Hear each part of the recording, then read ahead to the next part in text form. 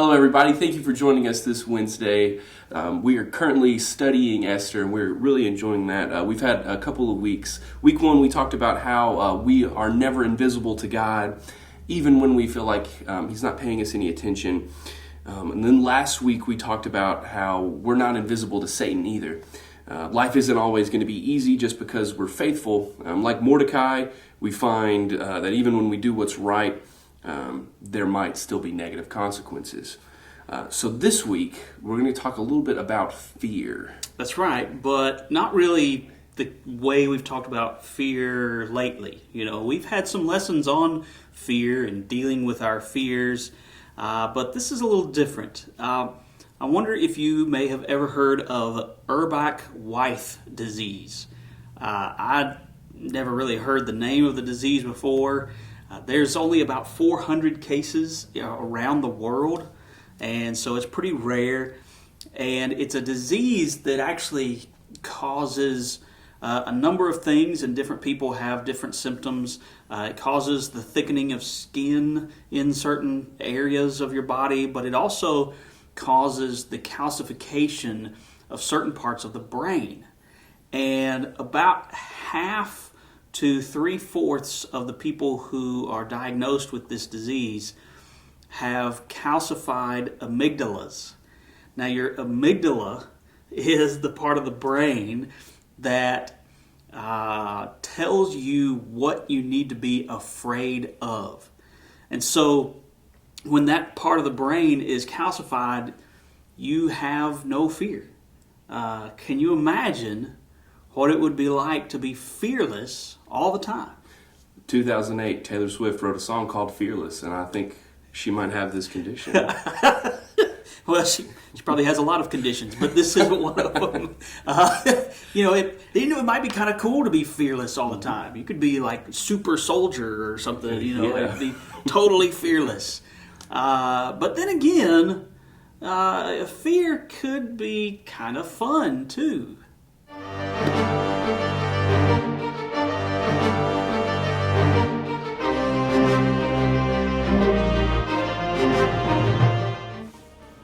Hey, I'm making cookies. How many do you want?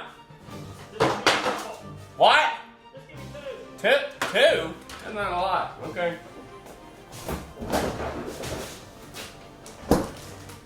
I've never made cookies before. I'm sort of afraid that I might burn these.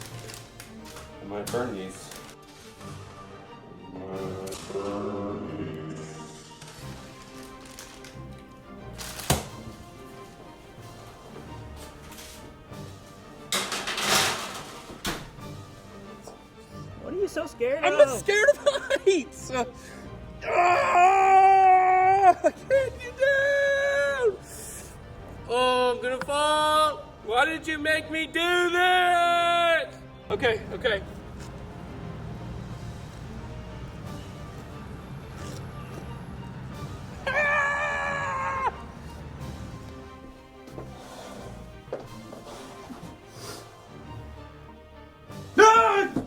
Brian, did you change my screensaver?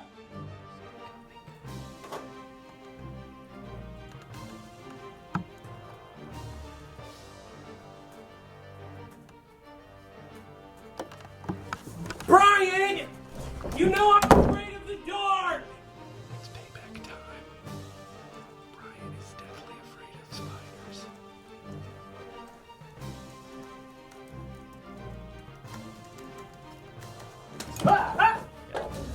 I forgot about the cookies!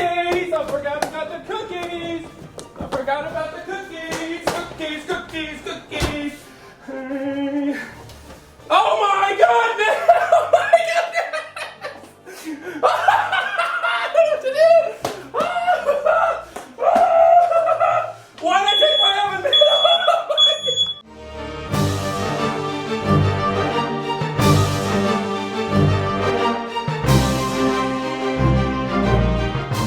All right, just so everyone knows, we are not justifying scaring people or torturing your siblings in any way at all. We're not encouraging you to do that. Right. But fears are real. It's inevitable. No matter who you are, there is something in your life where fear is going to be a part of it. We want to look at a time where Esther was afraid. Remember, Mordecai had refused to bow to Haman, who was a high-ranking official. So Haman decides that, you know what, I'm going to wipe out the entire race of Jews because of this one man's actions. So Haman convinces the king to sign a decree that all the Jews be annihilated on a certain date. So Mordecai, who was the cousin of Esther, goes and talks to her. And Esther, being in proximity with the king, he encourages her to talk to the king. And this is what Esther's reply to Mordecai was. Then Esther spoke to Hathach and commanded him to go to Mordecai and say, all the king's servants and the people of the king's provinces know that if any man or woman goes to the king inside the inner court without being called, there is but one law, to be put to death, except the one to whom the king holds out the golden scepter so that he may live. But as for me, I have not been called to come into the king these 30 days. So we see that Esther's afraid of what might happen, and for good reason, right? She has every reason to be afraid in this circumstance because she could be put to death just for doing this one thing, just for approaching the king without being called to him. But Mordecai recognizes something that Esther has kind of missed. And here is what Mordecai says to Esther, starting with verse 12 of Esther 4. And they told Mordecai what Esther had said. Then Mordecai told them to reply to Esther, do not think to yourself that in the king's palace you will escape any more than all the other Jews. For if you keep silent at this time, relief and deliverance will rise for the Jews from another place, but you and your father's house will perish. And who knows whether you have not come to the kingdom for such a time as this. Then Esther told them to reply to Mordecai, go, gather all the Jews to be found in Susa, and hold a fast on my behalf, and do not eat or drink for 3 days, night or day. I and my young women will also fast as you do. Then I will go to the king, though it is against the law, and if I perish, I perish.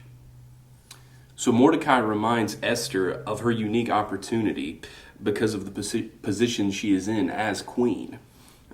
Even though God's name isn't used in this text, there's an implication that perhaps Esther was put in this position so she could save the Jews from this terrible fate. And that's when Esther realizes that she has to do something.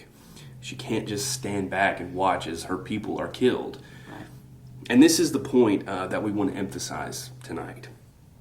There are times when we can't afford to be invisible. That's exactly right. There are times when we have to have the courage to stand up. We have to have the courage to be noticed. And there are times when God has asked us to set aside our fears and do what's right, even if it means standing out from the crowd, being noticed, no longer being invisible. Think about this. There are a number of times that we can't possibly do what God has asked us to do and stay invisible. You know, you can't share the good news about Jesus Christ with the world around you and be invisible. You can't love your neighbor the way Jesus has called us to and be invisible. You can't turn the other cheek. You can't show kindness. You can't seek peace. You can't do any of these things and remain invisible. So then the question, I think, for us is, how do I have the courage, like Esther did, to step out from the shadows and do what needs to be done regardless of what happens? Well, we want to notice a couple of things here. Esther is, first of all, going to fast for 3 days and 3 nights. And we mentioned this last week, but that implies that she's going to be spending a lot of time praying and spending time with God. And if she's ready to fast for that long, for 3 days, I couldn't do that, I don't think. Right. That's not a new experience for her. She's done this before. And here's why that matters. sometimes we seem to think that God is just going to miraculously give us the courage to do something in that moment when we need to do it most. Right. But what we see with Esther is that she's already got a strong relationship with God. She has spent time building that relationship. She's spent time to where she is ready to spend 3 days fasting. Mm-hmm. Think about it this way. When Chesley Sullenberger, also known as Sully, landed the plane in the Hudson River in 2009, those maneuvers that he did weren't necessarily miraculous. It didn't just happen. He spent 30 years training. He's been flying for that long, and he's been teaching others. So he was able to navigate because he was prepared for that situation.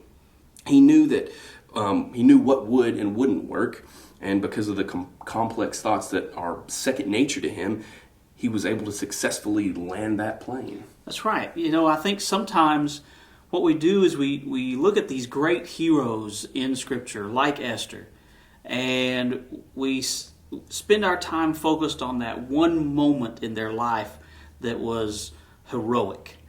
And we wonder, man, how did they have such strong faith? How did they have such great courage? How do they have such perseverance in that moment?